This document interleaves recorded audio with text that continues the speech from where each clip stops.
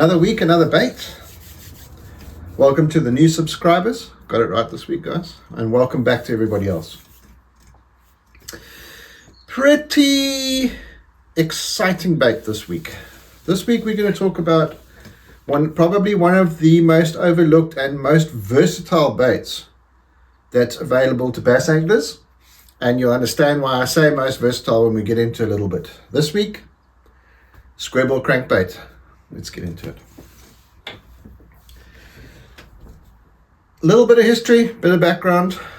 Squarebill Crankbait, its life began a long time ago. In fact, it's the invention of the Squarebill Crankbait spawned an entire era of bass fishing lures really back in the day. One of the earliest recorded histories of bass lures, and it was known as the alphabet craze or the alphabet lure craze. I've tried to research it a little bit. There's conflicting reports, but it seems to be the original guy, the OG as we always say, was the Big O. I'm pretty sure that there was probably baits before that looked the same or were the forerunners to the Big O or whatever the case might be. But for our discussion, we're going to say it was the Big O. And guys, just so that you understand how effective this bait was,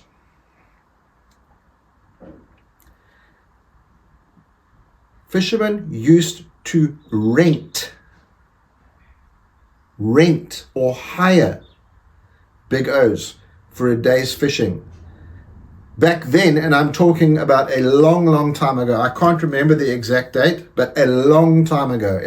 I think it was in late 50s, early 60s, possibly earlier than that, for more than you can buy an average Squarebill crankbait for today in 2025. That's how effective they were. Then guys still used to throw them, and then all of a sudden they seem to have had a resurgence, and then it's died down again, and then a resurgence, and now it just seems that most bass anglers, and I include tournament anglers in this deal as well, carry Squarebill crankbaits in their boats. They are super effective baits. And they're also baits that you can use in a diverse variety of different types of cover and structure. And that's what makes them so versatile. They could effectively replace a swim jig in most situations, not all, a chatterbait, and a spinnerbait. And there's probably other baits that they could replace as well. The difference with Squarebill crankbaits is that there's a lot of different types of cover and structure that you can use them in that you can't use other baits in. Or you probably could if you were fishing with soft plastic, but we're talking about moving baits. The way that they are designed, the way that the angle of the lip, the shape of the lip, and the shape of the bait is the secret.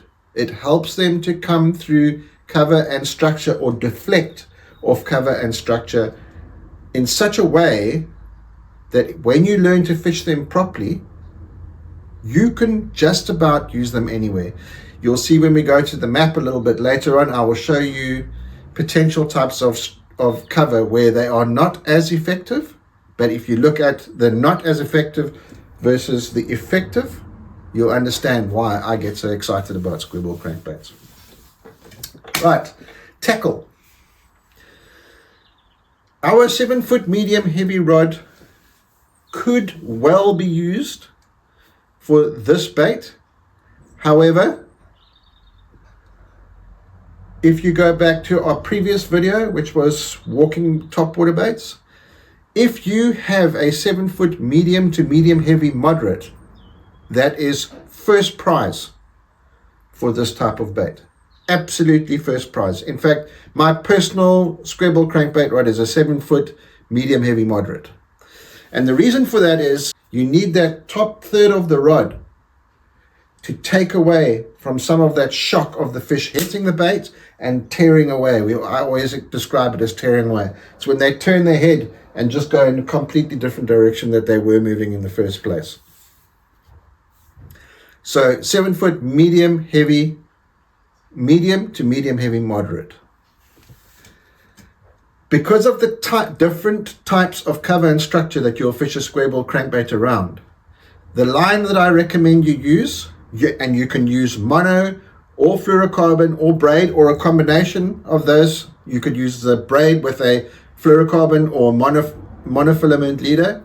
Any of that will work, or you can just use straight fluorocarbon or straight mono. I don't recommend that you use straight braid. So for the different types of cover and structure that you're fishing, and also the different sizes of squarebill crankbaits, my recommendation is for the smaller baits, 12 to 15 pound monofilament or fluorocarbon, and for the bigger baits, say the 2.5s and up, I would say 15 to 20 pound, depending on how heavy the cover or structure is that you're fishing in. A lot of the time, you're going to be throwing these baits in places where you wouldn't ordinarily throw a crankbait, just because you can. The reel,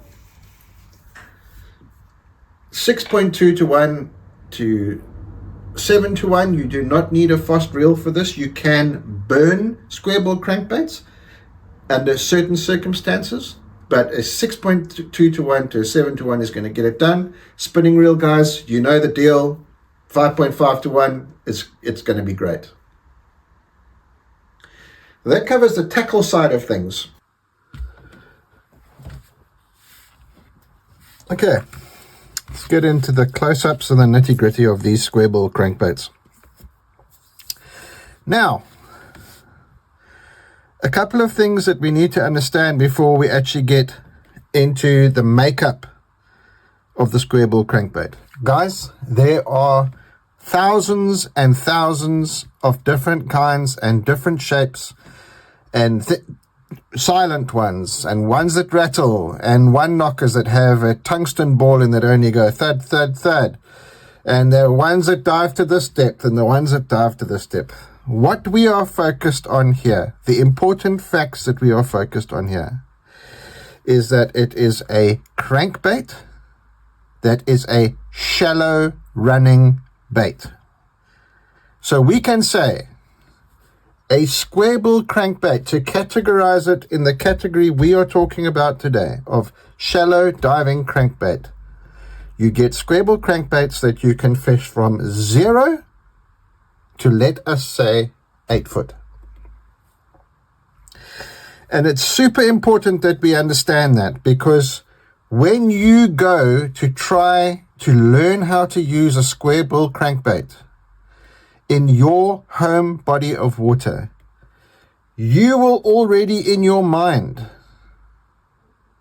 once we have discussed what type of structure and cover that you can use them around, decided areas in your home body of water that you may want to tackle, or you may want to have some squarebill crankbaits in your boat when you are traveling to lakes or rivers that you do not know, so that if you encounter those types of cover and structure, you could try them as an alternative to, say, a swim jig, a chatterbait, or a spinnerbait, something along those lines. For what we are discussing today, which is learning about the squarebill crankbait, they are all the same. Regardless of what brand, and we'll put up some brands at the end, good ones that you can have a look at, they are all the same. They have a vaguely tear-shaped body, teardrop-shaped body, with a short, square bill. It's slightly rounded on the front, slightly more rounded on some of them than it is, but that is what we are talking about. Many different sizes. We'll get into that just now as well. So for right now, let's look at the construction of this guy. It's ABS plastic, hard. This is a copy of a Lucky Craft 2.5. This is a copy of a Lucky Craft 1.5. You're going to notice a theme here, guys. This is, I would imagine, supposed to be some form of Yozuri, sort of in the middle. So let's say that that's a 2. And then this is supposed to be a Mega Bass S crank, which is about the same size as the 2.5. Vaguely teardrop shaped body, slightly different. Square, short, square bill. All the same. Let's look at this guy. They are weighted to normally sit in a slightly nose down position. So they would be like that. And that is so that the minute you start winding, they start working. So you can see in this S-crank copy, there's weight at the front of the bait. There. You look at this Lucky Craft copy, there's weight at the front of the bait. There. I hope that's picking that up on camera. And then, although that weight will rattle, and it does, that's the deeper sound that you can hear. And the high-pitched sound is the little BBs in the back. Those little guys there. And this one is got tiny little BBs in the front of the bait there. But still the same big bearings at the bottom for weighting. That give that thudding sound. And then you can hear the high-pitched sound. It's the little BBs. And they're all built the same. That's the what I think is a Yozuri one. There's the weight there. That's a silent. That's the 1.5. There's the BBs there, or the bigger ball bearings there and there for weighting, and the little ones in the back. Okay, good. Now, different sizes. As well as this being a personal preference thing of what baits you guys favor, different size baits will help you to target fish at different times of the year or different stages of the year.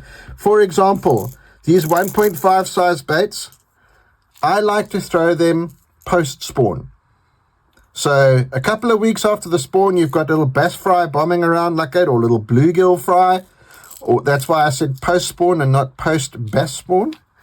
Because a lot of the time, these Squarebill crankbaits, my favorite representation in a Squarebill crankbait is a bluegill or a radio sunfish, one of the sunfish family, or a small crappie, succolet, whatever you want to call them.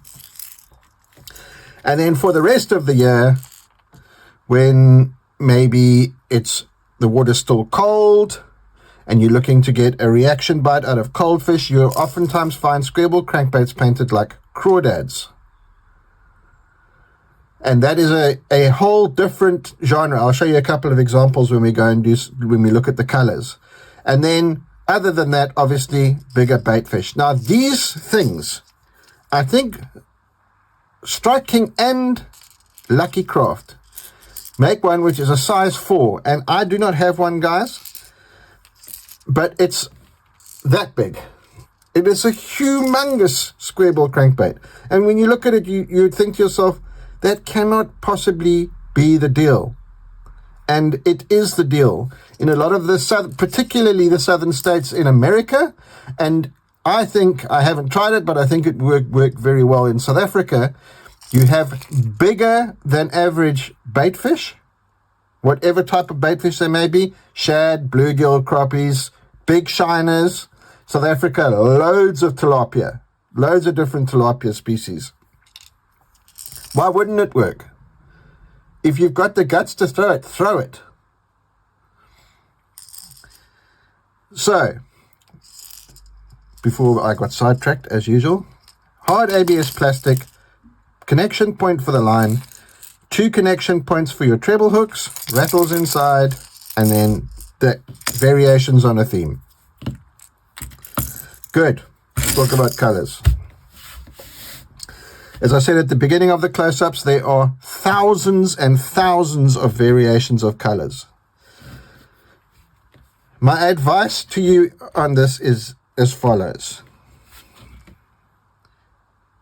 Some of your Squarebill crankbaits, particularly baits that you would use in very stained to dirty water, would be reaction type colors. Something like a fire tiger. This is my fire tiger. They don't all look like that. Most of them have got vertical stripes on them. So something like a fire tiger, dark back, bright sides, orange belly. Chartreuse with a black back. Blue with a black back. Chartreuse with a blue back. Reaction type colors. And then for everything else, in my opinion, you want to concentrate on the species of baitfish in your chosen body of water and try to mimic that. So, for example, for my South African brothers, red breast tilapia.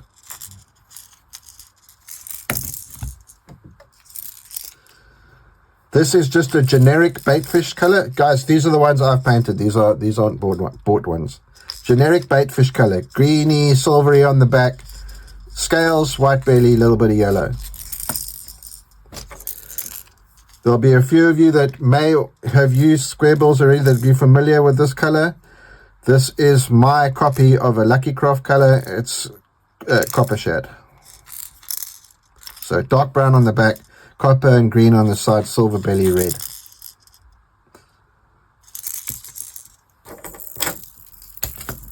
There is a crawdad type color.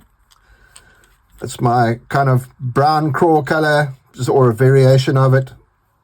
Brown back, lighter brown on the sides, orange belly, little bit of black stripes on the sides. That's one of my crawfish ones that I do. And then this is just a nod to the Japanese bait makers. It's a little color that I made. I don't even know what this color is called. I just like it. Brown gold on the back, brown on the sides, a little bit of white, a little bit of yellow on the belly. It's just a pretty color. Works in most water clarity situations. It's just a good color. It works. And then my South African brothers is a canary kurper for you. Canary tilapia. Right.